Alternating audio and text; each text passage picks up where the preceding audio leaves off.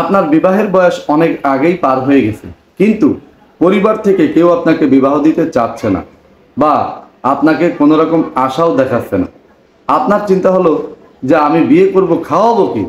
আবার আপনার পরিবারের চিন্তাও সেম, যে ও যে কাজ করে বা ও যে ইনকাম করে তাতে তো নিজেই চলতে পারে না, ও পরিবারকে কি খাওয়াবে? অর্থাৎ বিয়ে করলে কি খাওয়াবে?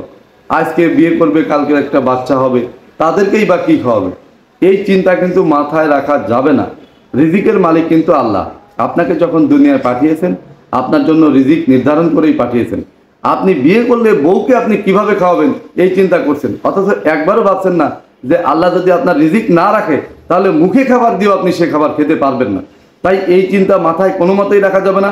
আপনার যদি বিবাহের বয়স হয়ে যায়, অবশ্যই আপনি বিবাহ করে ফেলবেন। এটা কিন্তু ফরজ, এটা নফল না যে আপনি ইচ্ছে করলে বিয়ে করবেন, ইচ্ছে হলো না করলো না।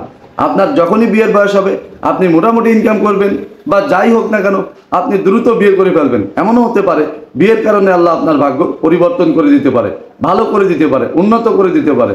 তাই আপনি এই চিন্তা মাথায় রাখবেন না যে আমি বিয়ে করলে আমার বউকে খাওয়াবে কি, আপনার বাচ্চা কাচ্চা হলে তাদেরকে খাওয়াবেন কি। এরকম চিন্তা যদি করেন তাহলে কিন্তু মারাত্মক ভুল করবেন। শেষ পর্যন্ত বলা যায় যে আপনার ইমানই থাকবে না। কারণ ইমান মানে হলো আল্লাহর উপর বিশ্বাস। আল্লাহর উপর বিশ্বাস রেখে আপনি নিশ্চিন্তে বিয়ে করে ফেলবেন, বাকিটা আল্লাহ ভরসা।